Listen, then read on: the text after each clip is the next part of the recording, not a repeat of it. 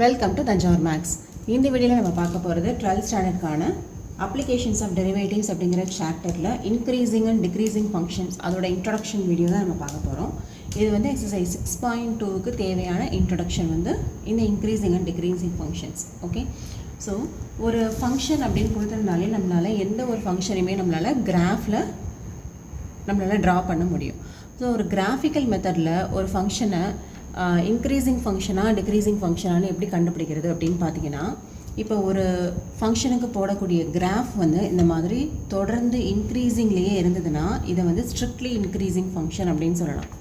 ஒருவேளை நம்ம போடுற கிராஃப் வந்து இது இன்க்ரீசிங்லேயே தான் இருக்குது, ஆனால் என்ன ஆகுது, ஒரு சர்டைன் பாயிண்டில் சேம் பொசிஷன்லேருந்து திருப்பியும் இன்க்ரீஸ் ஆகுது, அப்புறம் ஒரு பாயிண்டில் சேம் பொசிஷன்லேருந்து அதுக்கப்புறம் கொஞ்சம் இன்க்ரீஸ் ஆகுது.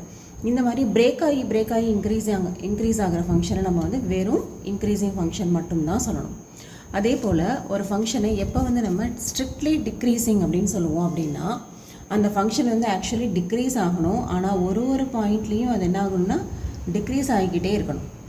ஓகே, தொடர்ந்து ஒரு பாயிண்ட்லேயும் குறைஞ்சி இந்த மாதிரி அதோட கிராஃப் வந்து இந்த மாதிரி ஃபுல்லாக ஸ்ட்ரிக்டாக, இதுக்கு பேர் தான் வந்து ஸ்ட்ரிக்ட்லி டிக்ரீசிங் ஃபங்க்ஷன் அப்படின்னு சொல்லி பேர். இதுவே அந்த கிராஃப் வந்து சம் பாயிண்ட்ஸில் அப்படியே கான்ஸ்டண்ட்டாக இருந்து அப்புறம் கொஞ்சம் டிக்ரீஸ் ஆகிறது, அப்புறம் சில பாயிண்ட்ஸில் கான்ஸ்டண்ட்டாக இருந்து டிக்ரீஸ் ஆகிறது, இந்த மாதிரி இருந்ததுன்னா இதுக்கு பேர் தான் வந்து டிக்ரீசிங் ஃபங்க்ஷன் அப்படின்னு சொல்லிட்டு பேர். அதாவது இந்த கிராஃப்லேயும் இன்க்ரீசிங் தான் ஆகுது, ஆனால் இதில் தொடர்ந்து இன்க்ரீஸ் ஆகிறதுனால இது ஸ்ட்ரிக்ட்லி இன்க்ரீசிங் ஃபங்க்ஷன்.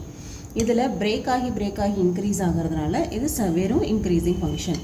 அதே போல் இந்த ரெண்டு கிராஃப் எடுத்துக்கிட்டால், இந்த ரெண்டு கிராஃப்லேயுமே இந்த ஃபங்க்ஷன் வந்து டிக்ரீசிங்கில் தான் இருக்குது, ஆனால் இந்த கிராஃபில் தொடர்ந்து டிக்ரீஸ் ஆகிக்கிட்டே இருக்குது, அதனால் இது strictly decreasing function.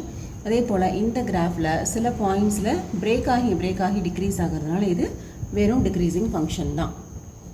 Next constant function அப்படின்னு பார்த்தீங்கன்னா, ஒரு ஃபங்க்ஷனுடைய கிராஃப் இந்த மாதிரி ஸ்ட்ரைட் லைனாகவோ ஓகே ஒரே பாயிண்டில் போய்கிட்டே இருக்குது அப்படின்னு சொன்னாங்க, அந்த ஃபங்க்ஷனுக்கு பேர் வந்து கான்ஸ்டன்ட் ஃபங்க்ஷன் அப்படின்னு சொல்லுவோம்.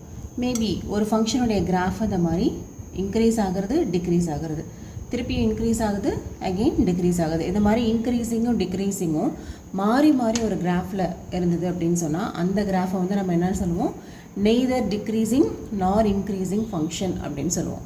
ஓகே, நெக்ஸ்ட்டு ஒரு டெஃபினேஷன் மெத்தடில் நம்ம வந்து ஒரு ஃபங்க்ஷனை எப்போது இன்க்ரீசிங் ஸ்ட்ரிக்ட்லி இன்க்ரீசிங்னு சொல்லுவோம், அதே போல் டிக்ரீசிங் ஸ்ட்ரிக்ட்லி டிக்ரீசிங், அடுத்தது கான்ஸ்டன்ட்னு எப்போ சொல்லுவோம் அப்படிங்கிறத இப்போ பார்க்கலாம்.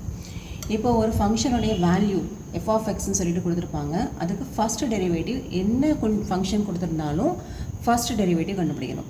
ஃபஸ்ட்டு டெரிவேட்டிவ் அதாவது f' வந்து greater than or equal to 0, அதாவது greater than 0வாகவும் இருக்கலாம் ஆர் ஈக்குவல் டு 0வாகவும் இருக்கலாம், அப்படின்ற கண்டிஷன் இருந்ததுன்னா அது இன்க்ரீசிங் ஃபங்க்ஷன் தான்.